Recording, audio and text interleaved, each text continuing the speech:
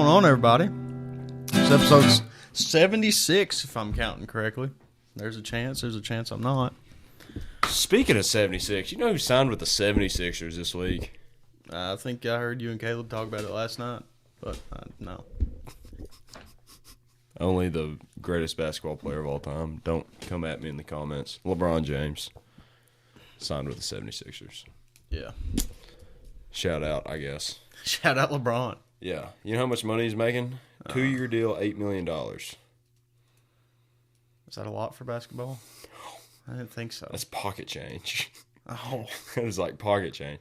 There's people in Kentucky this year getting paid more than that. UK? Yes, with NIL. There's a guy on. There's the guy on Kentucky's getting paid more. How old is he? Who, LeBron? Yeah, he's got to be up there, dude. His first year in the NBA was 2003, so he's been in the league longer than I'm. I think he's like 41. Yeah. Yeah, he's pretty old. Yeah. And he's still dominating. Pretty. If he's still dominating, why is he not getting paid more?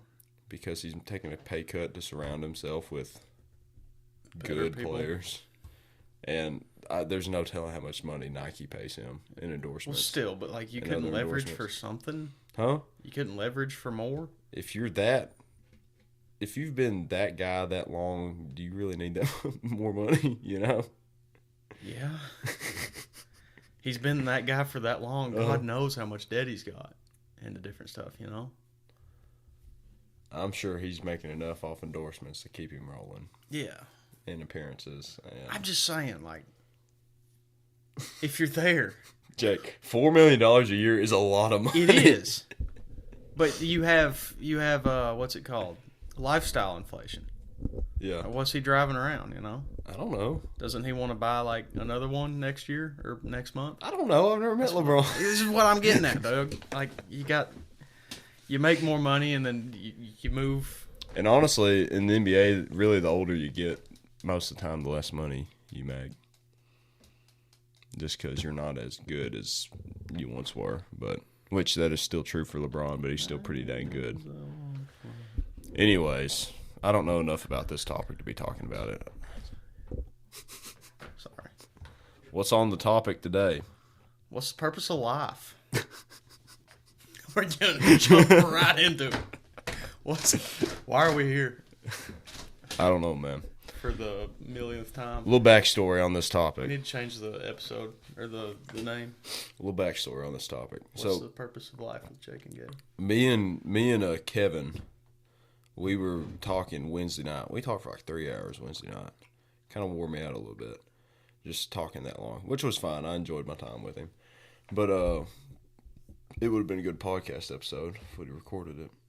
But we're sitting there talking just about random stuff, and really the focus of the conversation was like, what's our purpose and like in what we're doing at the moment, and how sometimes it feels like we're not doing anything productive or not doing anything enough. But yeah, so it was a good conversation, and I enjoyed it a lot. But it got me thinking a lot that night, and I still hadn't ran yet. It was like 10 o'clock. It was about 9:45, and Elliot texted me about an hour earlier. He said, "Is it weird to do 2 runs during one day?" I'm like, "Yeah, it's not awfully weird. People do it all the time." He's like, "I think me and Deshaun's going to go for a run, like 4 to 5 miles, just a real easy pace, recovery pace." And he said, "For my mental health." And I'm like, "You know what? I'm coming." So I texted him back. He said, "We're actually about to start." I said, "Give me 10 minutes, I'll be in town." And they're like, "Yeah, well, it's 10 more minutes. It's already 10 o'clock. So, and we went, and I was talking to him, and I'm like, "Yeah, man, we just had a pretty deep conversation about what's the purpose of life." And Deshaun's like, "You really struggle with that question?" I'm like, "Yeah, a lot." He's like, "To live," is what he said. To live. And he was like so confident in that answer. And it made me confident in that answer. That really is kind of our purpose in life, is to just serve Christ and to live. And so what does it look like to live? So I guess I'll tell this story right here of what's it look like to live. So we were trying to decide we had 4 to 5 miles on the docket, and we were just trying to decide what route we wanted to do. Like, why don't we just do the bypass loop? I'm like, well, I've never done the bypass loop. I've kind of wanted to, but I mean, I've driven around Irvin my whole life, and just trying to, especially the past few years, getting into running, I've been looking at different places to run. And if you're doing the bypass loop, there's not a lot of sidewalk. Like if you're starting there in front of Estill Springs, there's sidewalk all on River Drive in town. And like anywhere with sidewalk in Estill County, I've tore it up already, you know. Yeah. But, you know, they're on like past Hardy Gas, past McDonald's, Wendy, Save-A-Lot, that area of town, West Irvin area of town, there is no sidewalks. And so, like, well, it's nighttime. Shouldn't be that bad. All right, like, shouldn't be that bad. We'll just run on the road, just off to the side. And that's what we did. We went across the green bridge that says no pedestrians. We see people walking on all the time. Oh, yeah. It says no pedestrians. I'm like, well, hopefully we'll be fine. So we take off running. Here comes a cop car, drives right by us. I'm like, and he just kept going on. So, but I don't guess it's that big of a deal. I've only seen one person get in trouble for crossing the bridge. Really? Yeah, and it was the police chief of Irvin. It was a guy on a bicycle too. Yeah. And like it went around Facebook because I don't think it got de-escalated very well. Yeah. I mean, I was a fan of the guy, the police chief. I'm not going to name drop, but like he ends up tackling this dude off his bike, and the dude's like struggling back. Which, like, you know, I'm a big advocate for just do whatever the police tell you to do. It's a lawful order. They may throw out an unlawful order, but you do it anyway. Yeah. Because you can get them in court. You get them in court. Yeah. Exactly. But yeah, I mean, I understood. The dude just wanted to cross the bridge. He was on a bike. Yeah. It's not that big a deal. Yeah. But the guy like gets on his radio, starts screaming for backup. And the guy on the bike, somebody's videoing from their car. I mean, it stopped traffic on the bridge. And this guy recording is like, "Are you seriously calling for backup?" And then he called him a word that I'm not going to say. Yeah. And yeah, it was sorry, that was just a funny story. But Irvin drama. But anywho, we go across the bridge and we go like they're past the Shell and past Hardy Gas and, you know, past McDonald's. And I'm running past McDonald's and there's a group of kids in the parking lot. It's like 10, 15, you know, that time of day. There's this group of kids in the parking lot, and I look over, and they look over at me, and they're like, "Yo, is that Gabe?" I said, "Hey, what's up?" And they're like, "Yeah." And they got pumped. Well, he just kept going on. So that was cool. Felt like a little celebrity for a moment, but that was neat. And kept on running. We went to the bypass, and that bypass, you don't think it's like that long of a... Yeah, it is. When you're driving it, but I mean, 2-3 minutes driving is like around 10 minutes running, you know. So 20. It was a long stretch of road, but we enjoyed it. We enjoyed the heck out of it. We talked the whole time. We ran for about 45 minutes. We did 5 miles, 5.10 miles, and we enjoyed the heck out of it. Just conversating and just talking about life itself, and we took it real easy, real slow, and it was a fun time. Made me remember why I love running, because you can just get out and do something hard and still enjoy it at the same time for the most part, especially when you go like for an easy run like that. Yeah, you can really enjoy those. But we got back to the house and we sat and talked for a little bit and went on home. But that was the main theme of that night, was to live. Livin, live in. So I don't know. How do you mix just living? Because you say, like, if somebody told me that the purpose of life was just to live, then I would make a handful of assumptions. Yes.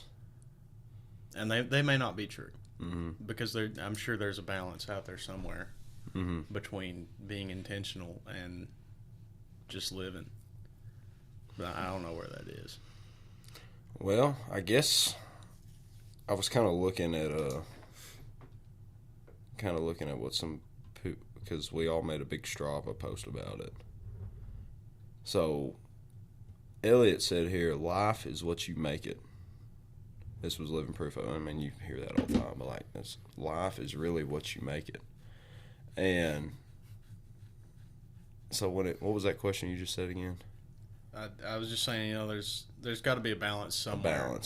Between living, Livin, yeah, and being intentional. I don't know where it's at, but there's got to be one out there somewhere.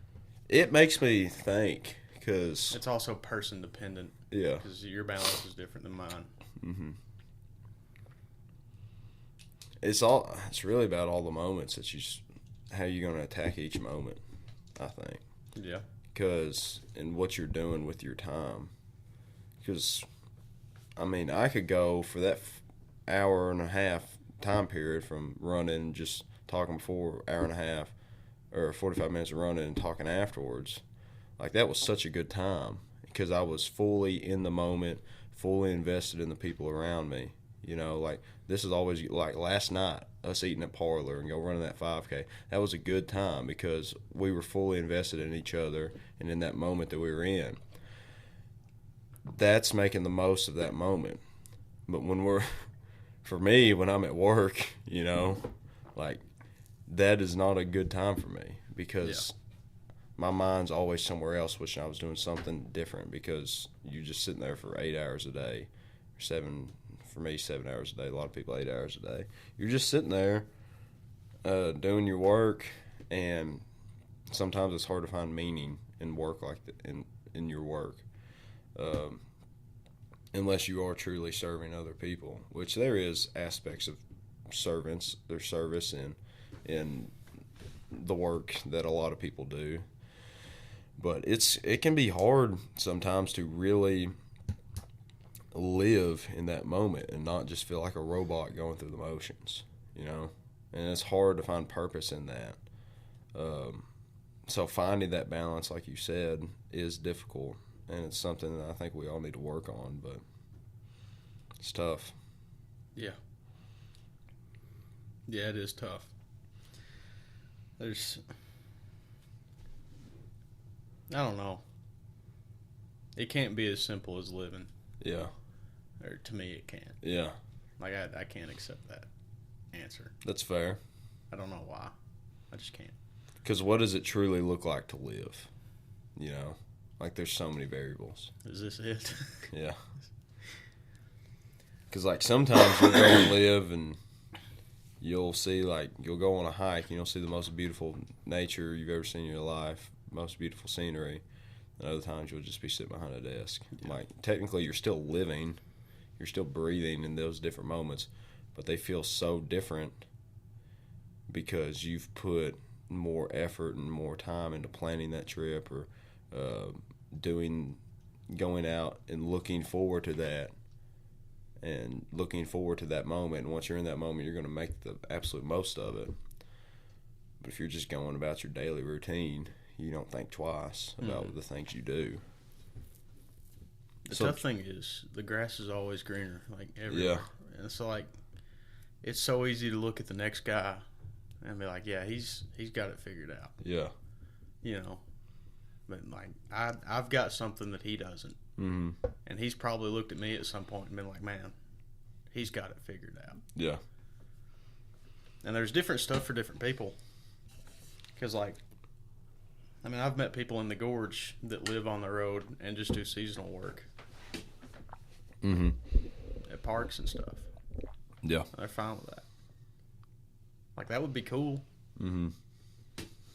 But you also, you don't get the benefit of having your, home base unless you're just loaded. Yeah. A lot of people aren't just loaded. But I look at that and I'd be like, man, how cool would it be to just pick up and go? Mm-hmm. Like they live out of that van in a cool way, and then they go pick up seasonal work in a different national park. And when it gets cold there, they come down here, and then they pick up seasonal work down here. They're a fishing guide or something. Yeah. Just simple stuff. Yeah. I don't know. I don't know where my balance is. You think of it back in the day of before, like, grocery stores, and you actually had to fend for yourself to get food, you know. Like, if you don't go hunt, you die. Yeah. You go hungry that night, you know. Back in that time, I mean, it's kind of like you're just moving around with nature. You're moving around to where basically where the wind takes you. The food is. Where the food is, you know. And so you're always working basically to live, right? Now people just work to work and work for money. Then that money gets them the ability to live. And so there's been a change in society, obviously, from the past 200-300 years, 400, 500, however long ago that was, you know. Like the late 1800s. Is that the Industrial Revolution? No, it was pretty rough. I mean, or was that in the 1700s? 1800s Civil War. Yeah. But like 300-400 years ago, we'll just say that. Yeah. Yeah. So, I mean, society has changed, obviously, since then. And there's different reasonings to live now than there was there. Well, not different reasonings, but different means of living, I guess. It's probably a lot harder to live then than it is now. In aspects, yeah. Yeah. I mean, a lot more stuff could just kill you. Yeah. Like I talk about how great... You can take a drink of water and just die. I talk about like how great it would be to be in a different era. Mm-hmm. Like usually in the past is what I'm thinking. And like I'll say something to it about Raina and she'll be like, yeah, but I would be dead. I couldn't have lived. Yeah, that's fair. Maybe this time is just fine. Yeah, that's funny. But I don't know. Purpose and what's it mean to live? I don't know. Going along with the purpose talk, me and Kevin talked about this the other night. We just kind of felt, a lot of times I just feel kind of stuck in the same spot and I'm not moving anywhere. Mm-hmm. Like I don't know if I talked about this last week on the pod or I think I wrote a Strava post about it. Easy to feel stuck. Let me get on my Strava post. Where's it at? This was July 18th. How many days ago was that? That was 7. Was that 7 days ago? That was. So that was a week ago. This was last Saturday. I did a little 6.5 mile run. I guess this was after we shot. But it's easy to feel stuck, like you said. Like sometimes you just feel stuck and you can't move anywhere. So this is what I said about this. It says, I've had this recurring dream here recently, which is true, of myself running up this hill on a run. And like this dream happened like 2 times to me last week. But I've like running up this hill on a run, and I'm moving my legs as fast and as hard as I can, but I'm not moving. Mm-hmm. You know? No matter what I do, I can barely move forward. It's been an aggravating dream. Every morning I wake up exhausted. I'm stuck in this cycle of getting to where I want to be. Then it's on to the next goal with no break, no rest, no real finish line. It's a hard cycle. I'm not sure if it's the right cycle, but right now I'm in the spot of trying to find my next goal. I am tired. It's hard. It's hard wearing as many hats as I do, showing up for everything and everyone I said I would. I'm stretched thin, too stubborn to ask for help, but we move on, persevere through the hardships we face. James 1:2-3 says that it's nothing but a pure joy that we face trials and tribulations, because in those hardships, those trials, the times where we can't move forward, they bring perseverance. God is good. It's in his hands. It'll all work out. I love you. Jesus loves you. Be good to your brother. So it's, for me here recently, and I've had this kind of revelation Wednesday night, I've just felt like I'm just stuck in the same spot, just grinding my wheels just as fast as, turning my wheels as fast as I can, moving my legs as fast as I can, and they're not moving forward. But I kind of came to this revelation Wednesday night that I'm really just building a foundation of what my life is going to be in the future. The work that I'm putting in right now is building a foundation. And it's been tough to realize that because I want things right now. Like, as a person, I want everything that's ever everything good that's ever going to happen to me. I want it right now. Yeah. Like, delayed gratification is such a hard concept for me. You know, like it is for a lot of people nowadays. Mm-hmm. It's like I was waiting for payday this week. Like, I'm not going to go spend that money. I'm just going to put it in my savings account. But I still want it right now. You know, it's like I want everything right now. I felt that a lot lately too. I'd say so. But I want it. Crap. I want it right now. Everything I want right now, because I'm working so dang hard right now. I feel like I'm like at work. Huh? At work or no? like Just in life in okay. general. In life in general, I just feel like I'm working hard, and it's like this week. I've got up and I've left the house at 8:30 to go to work, and I don't get home till like 9-10 o'clock. You know, just like I've had these so like long days from work to football to church to running to hanging out with people and just getting like building relationships with people, and it's a lot of work. Like I've told many people this week, like I don't even have time to sleep. You know, it feels like I don't even have time to eat or sleep. It just feels like I'm just wearing so many hats, doing so many things. But all the work I'm putting in right now is building a foundation, and I've had to realize that. And I've got to be careful of what I'm building that foundation on. I want to be building that foundation on Christ and on that rock, and that brings me to Matthew. I think it's the end of Matthew. I think it's Matthew 7. Let me pull that up for us. Every person should know this story because Sunday school. Here we go. Matthew 7:24 says, "Therefore, who hears these," this is the end of the Sermon on the Mount. "Therefore, everyone who hears these words of mine and puts them into practice is like the wise man who built his house on the rock." This is Jesus talking, by the way. "The rain came down, the streams rose, and the winds blew and beat against that house, yet it did not fall, because it has its foundation on the rock. But everyone who hears these words of mine and does not put them into practice is like the foolish man who built his house on the sand. The rain came down, the streams rose, and the winds blew and beat against the house, and it fell with a great crash." So Jesus, that's how he finishes this Sermon on the Mount. After saying, just preaching basically the gospel and just preaching his divine knowledge.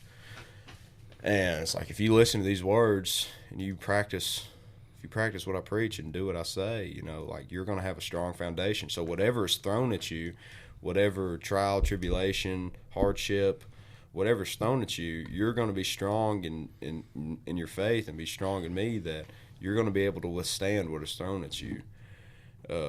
But if you don't listen to these words and you build your foundation on sand, you know, waves come up, that sand's going to get wet and fall, and you're going to crash in and burn. You know, like it's going to be bad if you don't have your foundation set in something worthwhile.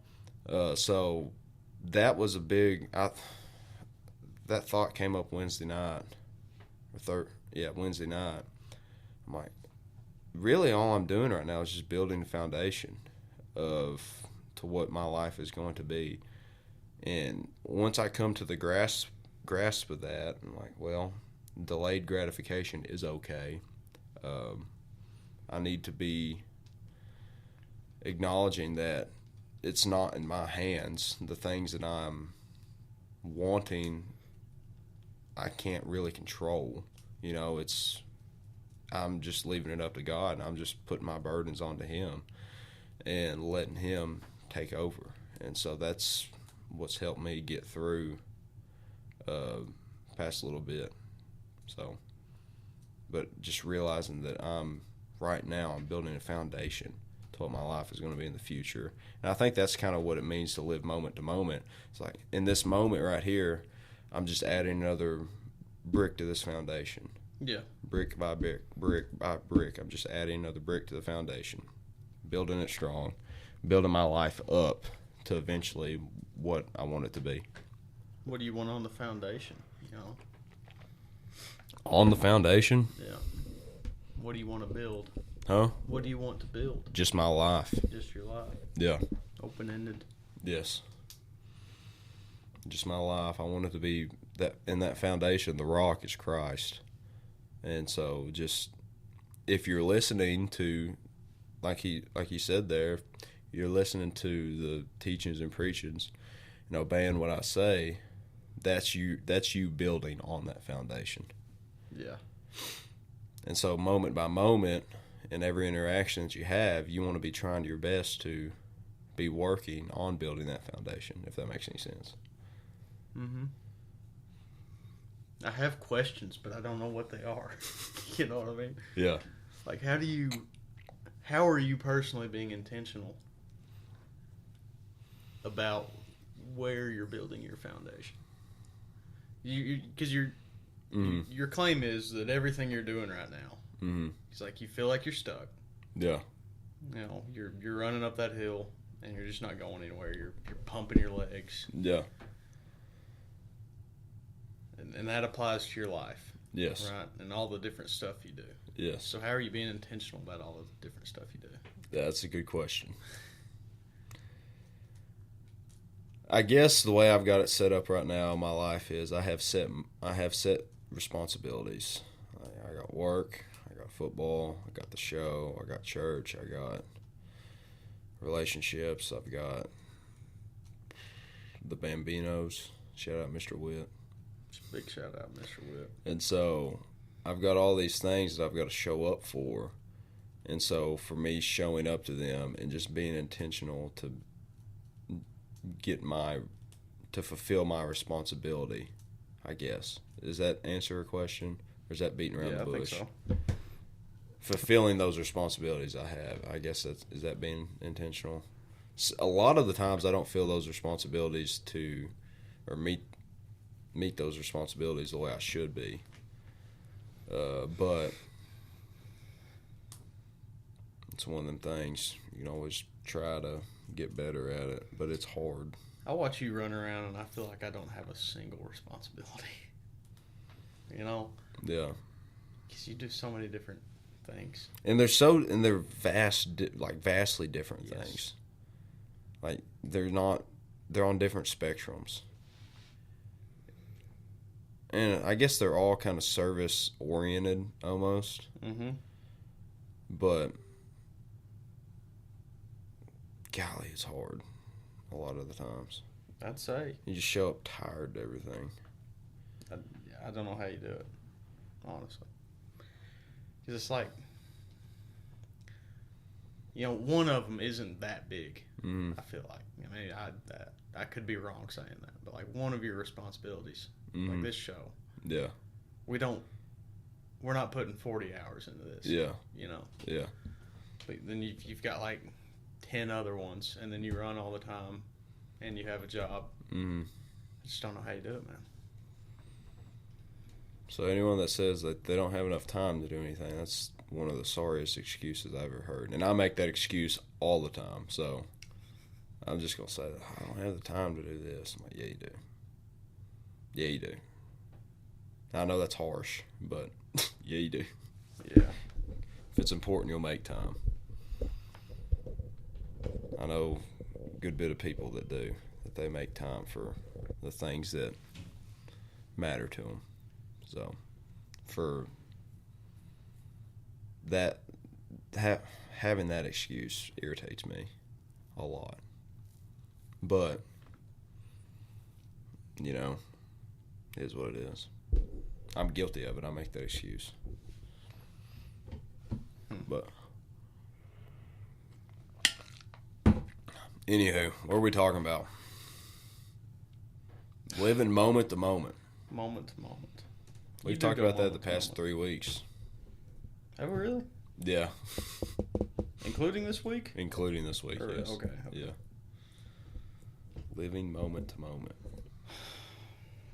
Because really, the moment's all we got, you know? Yeah. It's This all we moment got. turns into the next. Mm-hmm. Like later, we'll both be at a wedding shower. Yeah. And then later, my family's going to be here. Mm-hmm. Shout out. Shout out BK, shout out TK, MK, GK. CK, Who's CK? GK. Oh. And then Was it Cameron? Is that his name? C something. Is it Cameron? Carson. Carson. It's close. I don't know his last name. C blank. C blank. C blank. C blank and CK. Yeah. Yeah, man, I've been stressed this week. Like, I had so much time to do stuff, but I'd come home, feel like, I get it, man. screw that. I get it. I'd rather get shot. I'd rather have somebody walk in here and shoot me than go do that. Because I've got a few days to go do it. Yeah. And it was 5K, wedding shower, getting ready for the wedding shower. And now we're here. And I'm screwed. Not really. I don't know. I get it, though. I've also been worried that I'm just wasting my time. And then there's a situation that I feel like I need to get out of, but I'm kind of afraid that if I try to get out of it, there's going to be like kind of major consequences. Yeah. And it could get messy. Yeah. And I don't want to do that. I also don't want to keep doing what I'm doing. Yeah. I don't know. I'm probably overthinking that. I don't want to get into details, which is I should probably just shut up about it. Because if I can't share the details, then me being vague about it doesn't really do anything. Nobody's going to want to listen to it. I don't know. I'm just yapping. Yeah. We need to take a break. We need to take a break. If you want to. We might need to take a break. We're back. We're back. Let's talk about the race from the What was the Moonlight 5K? Moonlit 5K. Moonlit or Moonlight? Moonlit. Moonlit. It was over before sundown. Yeah. The name's kind of goofy, but I'm really glad we weren't like starting at 10 o'clock. What was it, like 10:30 when we got home? Yeah. Something like that. Dude, yeah. I felt like it was 1 in the morning. I was exhausted.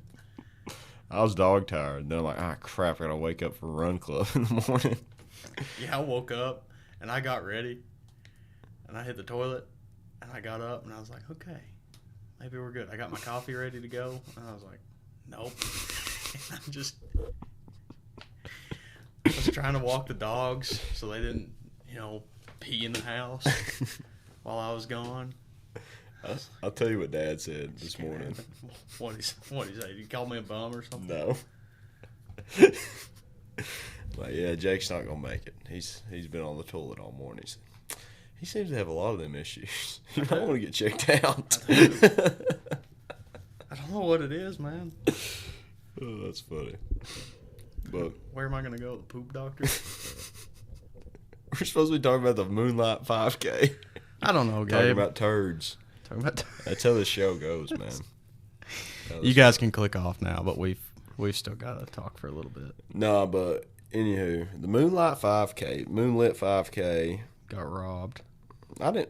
Well, yeah, I kind of did I got robbed of a prize, not positioning, but of a prize.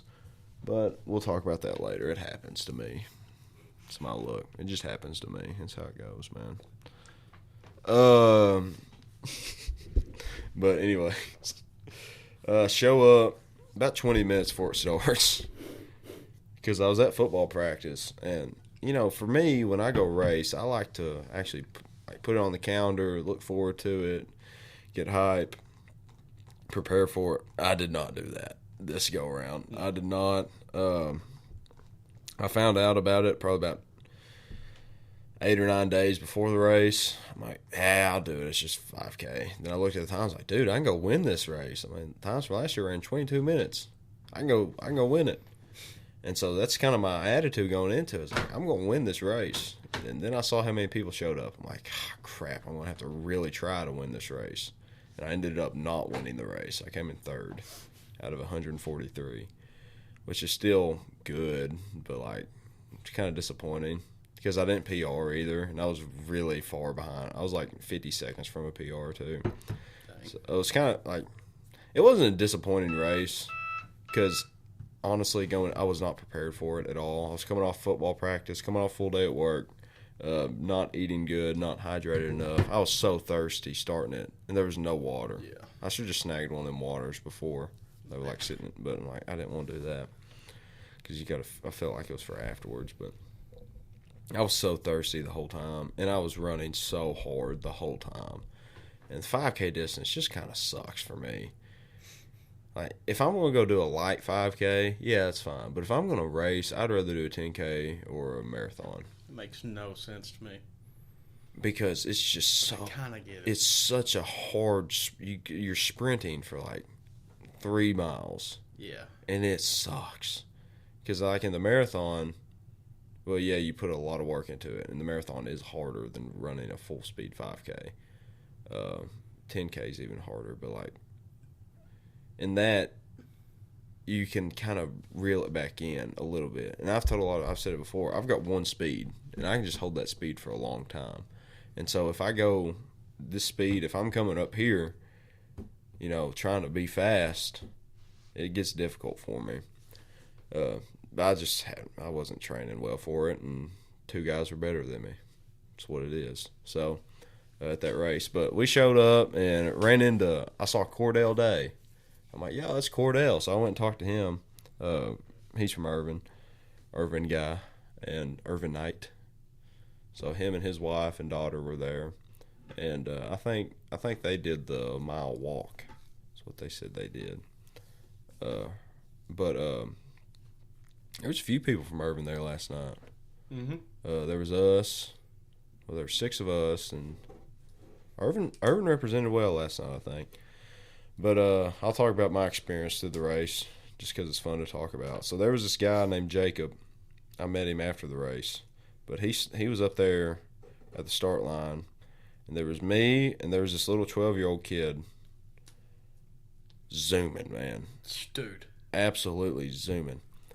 I would like to see his mile splits. I got to like half mile, and I was like, yeah, that kid's got to be done. He was flying. But he took off, and he just led the whole race. I mean, led the whole race. And I was like, okay, he's going to die out a little bit. I'm going to catch him towards the end. I'm going to try to kick and catch him towards the end. And it's kind of... But anyways, for the first, like, mile, I ran a 5:54. I'm like, okay, this is kind of where I want to be. And then you hit the hills. I'm like, oh, gosh. But I was pacing with this guy named Jacob, and he was running next to me. So I'd pass him, then he'd pass me, then I'd pass him, he'd pass me. Then we'd run shoulder to shoulder for a while. We were just pushing each other. And he played it smart. He really did. He dialed it back a little bit towards about the 2 mile mark. And basically that whole 3rd mile, he was behind me. I'm like, I knew in my head, like, he's going to pass me easy. Because, like, the way he was passing me, he'd speed up real quick and slow back down. He'd speed up real quick, slow back down. I'm like, yeah, he's going to. And I'm going the same speed of just dying, trying my hardest to keep the same speed. But the hills at Whitehall, I forget how hilly it is and how rough it is. Some of them it's steep. It's like 160 foot of elevation just for 3 miles. It's a lot for that short of a distance. And so I was trying my dangest to keep up and do that. But I was in 3rd a lot of the race, and I was in 2nd for a lot of the race. I never sniffed first. But about the last half mile, that Jacob, he kicked and overtook me easy, and he caught the little kid too and beat him by 3 seconds. So he crossed the finish line. Then the little kid crossed, and I finished about 17 seconds later. Gosh, man.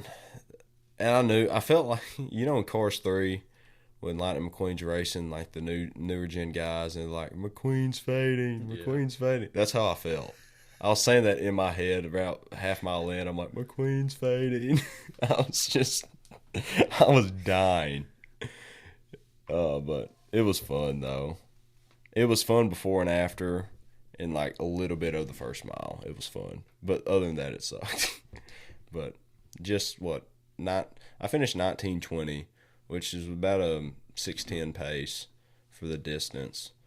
It was like my watch had me at 3.15 miles. 10K is usually 3.1, so it was a little longer. But I finished about a 6:10 pace, which isn't bad for me. It's not a PR. I mean, it's my second fastest 5K ever, so I don't know. I'm sitting here disappointed in it. So, I mean, it was still a really good showing. I got third, podium spot. Call me the Purple Hoser. Guarantee a podium spot, man. I get third in every 5K I run. That's the second time I got third this year. I didn't even realize that in a race of that size.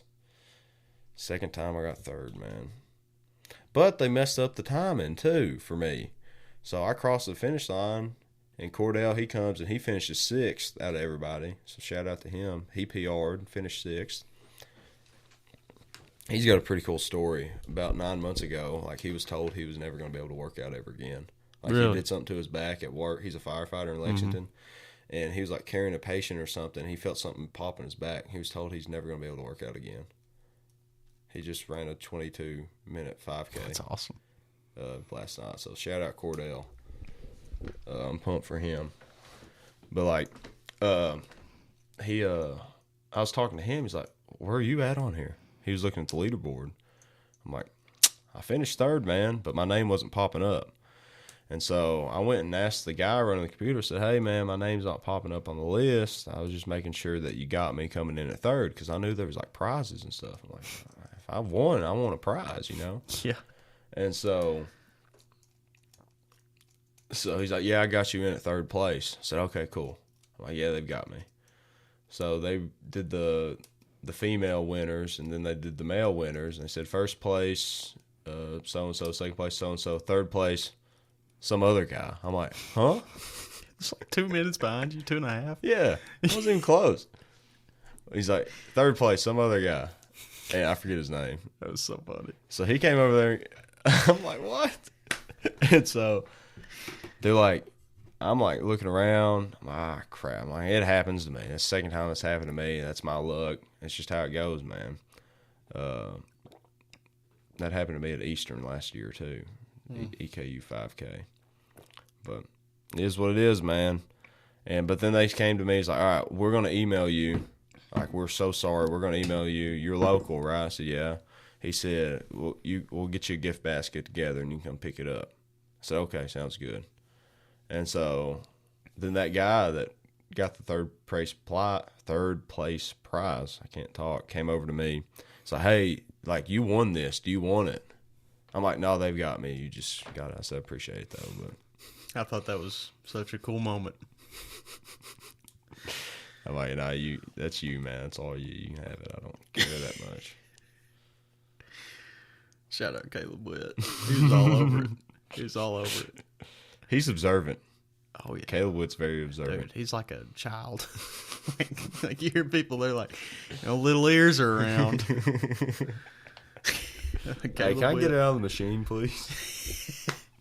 I love Caleb Witt. That's so funny. Shout out Caleb Witt. I know you're listening right now. How was your experience with the Moonlight 5K? Oh, it was awful. Oh, it sucked. No, it was. I mean, I enjoyed it kind of. It was a race. It was a pretty race. Yeah.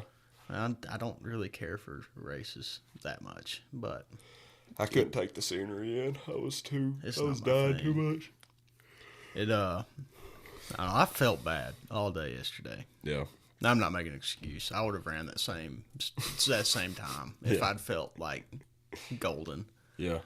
But I just didn't feel good. And then I started feeling good at like mile 2.25, 2.5. I started to feel better. Yeah. And I was like, dude, this is crap.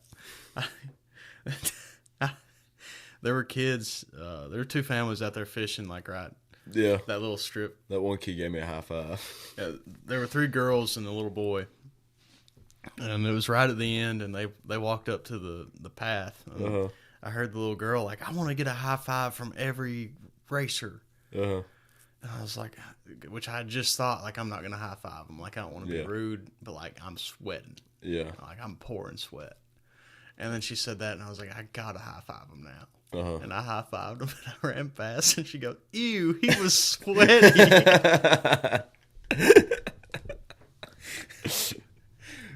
Give him a high five, actually miss, and smack him in the face.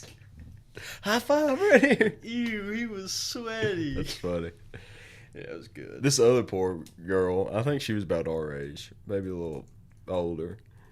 She was finishing. She was, I kid you not, here to the wall over there from the finish line. And she stopped, it went over to the grass and went, oh. And blah, she threw up again. And she took off walking towards the finish line. And here to that light, she went, blah. Gosh. I'm like, let's not. We're like, we hope they don't get that on camera. Yeah. Man, they were right there with the cameras. Yeah. Brenda said something as soon as we started. She was like, there's not even going to be any pictures from this one. And they were everywhere. No. I think I got my I didn't flex early goals? on, but at the finish line I did because I didn't want to, like, flex when there's people around me like that, especially that early on. But I got it at the end once I realized that it wasn't like a sprint finish towards the end because I wasn't catching them. But I hit it, so hopefully it comes out pretty cool. But I never try to look at the cameras. I always try to look away. I don't know why. Make you look more aesthetic. Yeah. Nonchalant. Let's see if these pictures are up yet. That was a good time, though. Going out to Parlor was fun. Yeah, that was a good time. I had fun, except for the race. I got there an hour early. An hour before start time. Yeah. I went up to the booth, and I was like, all right, I'm checking in everybody. And they're like, okay, let's start with the first one. Last name. And I just, kept going. I got Riley, Caleb, you. Not that many, but, There's 5. For some reason, Raina started to grab the little safety pins, and I don't know what was going on, but she was struggling to get the right amount. Yeah. And I just picked up, because she started counting them, and I was like, okay, I've just picked up a bunch. Yeah. Let's go. Yeah, it was a good time. It was a decently put together race. I thought the turnaround spot was kind of funny. Like, put the turnaround in a curve on that little road. Yeah. I mean, there's not really a better option. Yeah. But I hate turnarounds in a race, like a sharp turn like that, because you slow down so much. I really thought, is it Japanese? Yeah. Yeah, I really thought about doing the Japanese thing. I almost hit that, but I hadn't practiced it enough, and there was a guy right next to me, and they were watching me. I'm like, I can't do it. Oh. So I just took a little wide turn. I almost like I was turning a truck. Just for the jokes, Yeah. Running a 13-minute pace, but I won't be slowed down by this turn. Oh, good times. Yeah, I don't know. I always end up going and doing them. Yeah. I don't really care about them. Like, I get how you have fun because you go out and compete. It's good competition. It really is. But I wouldn't want to do a 5K every single weekend. It's a lot of money. And, golly, they're hard, man. It's a very doable distance. I can tell anyone go out and run a 5K. Anybody, your mom can run a 5K. Andy says it all the time. Just 3 miles, But gosh, it's hard. You made a good point. It's last night. hard. It's like for you, you go out and run a 5K. It's like you run a race and you're at the end of it and you're like, Yeah. Which, I mean, for some people it'd be a big deal. Yeah. That's fine. Like Cordell last night, he was over the moon because that was like such a big milestone for him. Yeah. He PR'd in it after 9 months ago, saying he was never able to exercise again. It's you know. Killer. So like it's a big deal for a lot of people. And last night was a big deal for me too, because I mean it's just another opportunity to go live in the body that God's blessed me with, and go put it on show, if you want, like not put it on show, but like compete with it, you know. And through my body, I can glorify Christ somehow, some way, I think. So. Yeah. Yeah, man. Sawyer's got 4 races under him. Dang, he can't even breathe yet. Yeah, he can't even see. Can't even breathe yet. He's already ran 4 races. Big time. That pizza was so good last night. It was so hot. It was hot. I don't know how you were eating it. I was hungry, man. Bro, I don't care how hungry I am. I'd let it cool down. I took that one bite. All the cheese instantly fell off. I'm like, I just saved us so much money. I just saved us so much money. $3. Wasn't even Parmesan at the table. I know it. Whatever. I did save us money, though. That's $3. Yeah, $3 in the bank, man. $3 is $3. We got to have a romantic dinner. It was good.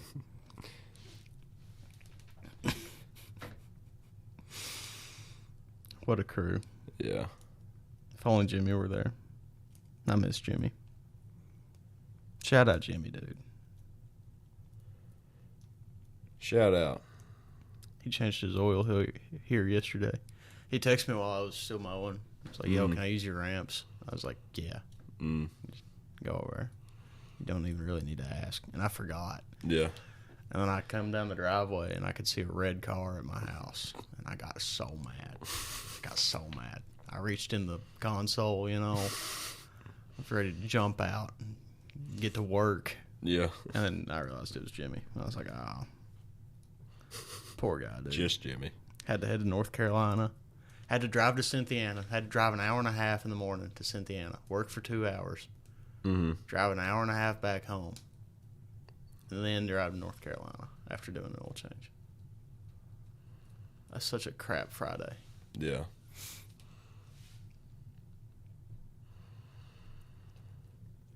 Glad I got out of that.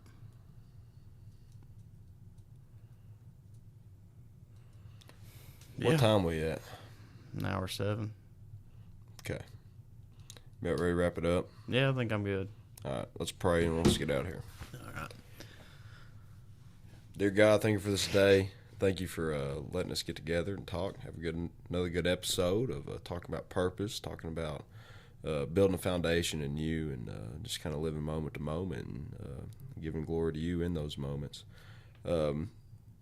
Thank you for letting us get out and do that 5K last night and giving us healthy bodies to be able to do it and go have fun and just hang out and compete and do all the things that we're doing. We're blessed to be able to do it.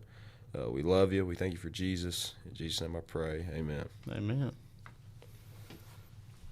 All right, let's get a little outro and let's get on out of here.